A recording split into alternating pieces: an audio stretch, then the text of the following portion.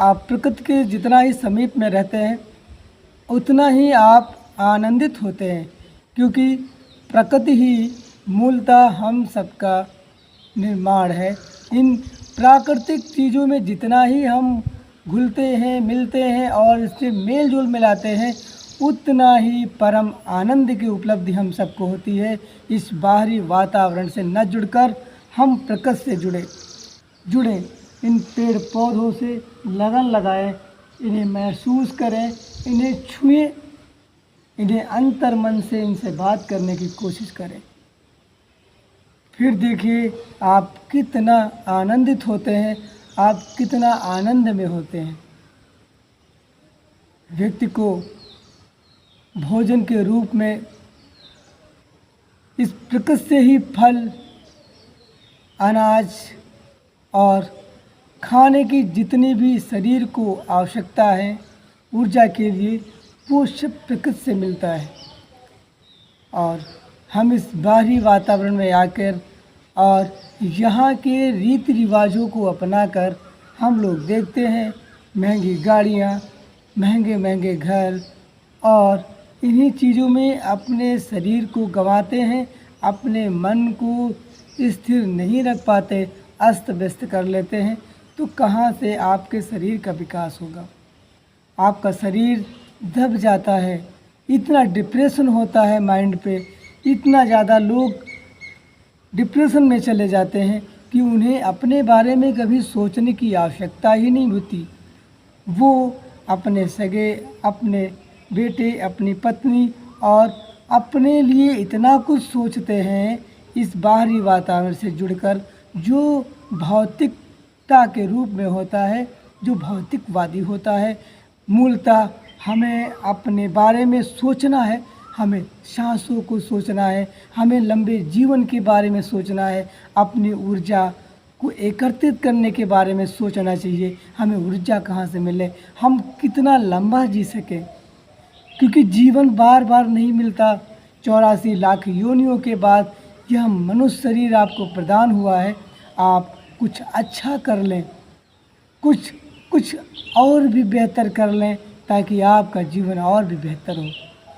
जीवन को समझना आवश्यक है, जीवन को पूर्णतया जानना आवश्यक है, तभी आप मूल रूप को समझ पाएंगे। और कहने सुनने से नहीं होने वाला, आप जब तक अपने आंतरिक मन से महसूस नहीं कर पाते। छोड़िए, एक छोटा सा बीज हर व्यक्ति को पता है जो मैं कह रहा हूँ, एक छोटा, जिस पे चिंतन और मनन करने की आवश्यकता है। आप छोटे से बीज को इस मिट्टी से टच करवाते हैं, यानी कि इसमें पिरो देते हैं, बो देते हैं, इसके अंदर धंसा देते हैं। फिर कुछ दिनों के उपरांत तो उसमें से अंकुर निकलता है, फिर पत्तियां आती हैं, फिर धीरे धीरे और बड़ा होता है, फिर उसमें एक शाखा से कई शाखाएं होती हैं। फिर देखिए निरंतर कैसा वो विशाल सा पौधा बन जाता है, वो पेड़ बन जाता है, वो वृक्ष के रूप में हो जाता है। आप सोचिए कि कितना अद्भुत है, ये कितना ब्रह्मांड अद्भुत है। यहाँ सब कुछ मैजिक है, लेकिन क्यों हम लोग तब भी भूल कर बैठे हैं कि इस मैजिकल दुनिया में, इस मैजिक, सब कुछ मैजिक, फिर क्यों छोटी सी छोटी मूलतः जानकारी हम नहीं लेना चाहते। हम बड़ा सोचते हैं, लेकिन बड़े से छोटा सोचो, कुछ जानो, कुछ समझो, कुछ बूझो, दिमाग में लाओ। क्योंकि जीवन क्या है? कितना भी पैसा होता है लोगों के पास, कितनी भी महंगी गाड़ियाँ होती हैं, और कितने भी अच्छे घर होते हैं उनके पास, और उसमें एसी वगैरह होती है, लेकिन क्या उन्हें नींद आती है? वो डिप्रेशन का शिकार होते हैं, दवाइयों को खाकर बिस्तर पर सोते हैं, उसके बावजूद उन्हें नींद नहीं आती है। कभी सोचा है आपने? आपको क्या करना है? आपको क्या अपने बारे में सोचना है, ये सोचा है? आपका जीवन है, आप खुद नहीं जी पा रहे हो। आप अपने जीवन को दूसरे के अकॉर्डिंग जी रहे हो, दूसरे की तरीके से जीना चाहते हो, उसके लिए जीना चाहते हो, जो आपका नहीं है। कभी सोचे हो आप? आप जिसके लिए इस शरीर को बर्बाद कर रहे हो, बर्बाद ही करना होगा, क्योंकि शरीर गवाही नहीं दे रहा, शरीर आपका काम करना नहीं चाह रहा, लेकिन तब भी आप मेहनत कर रहे हो।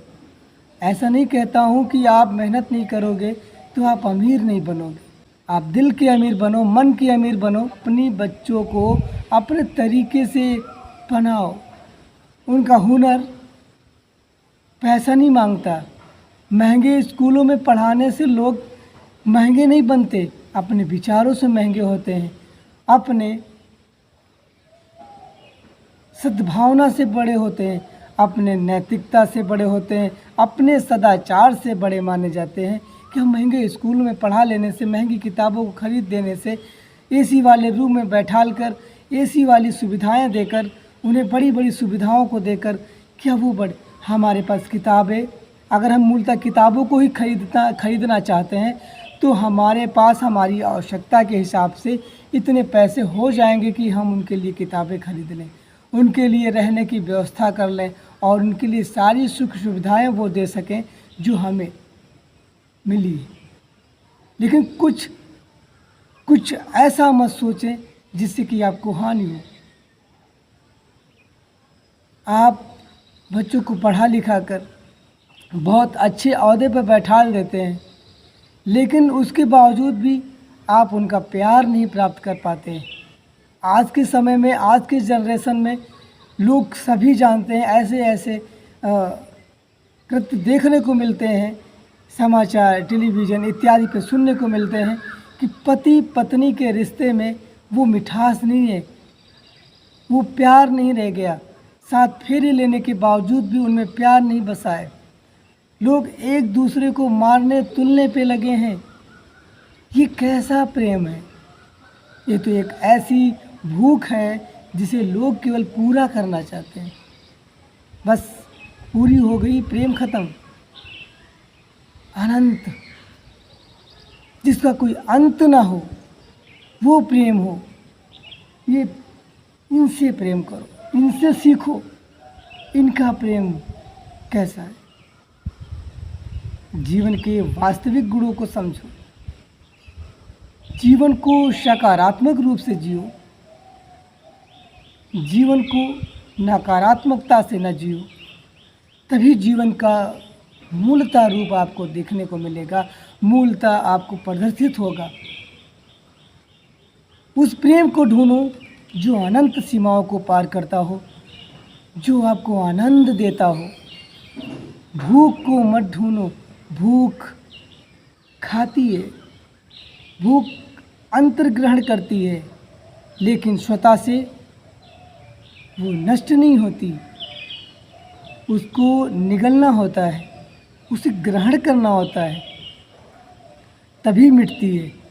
लेकिन प्रेम ग्रहण करने की चीज़ नहीं है, प्रेम महसूस करने की चीज़ है।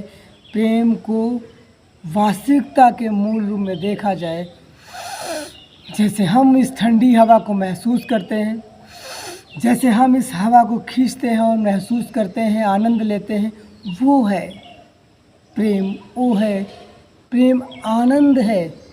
प्रेम मीरा ने किया था, प्रेम राधा ने किया था, प्रेम उस भक्त ने ईश्वर से किया है जो अनंत सीमाओं को पार करता है, जो आनंद देता है, जो परम आनंद देता है, उसे परमानंद कहते हैं।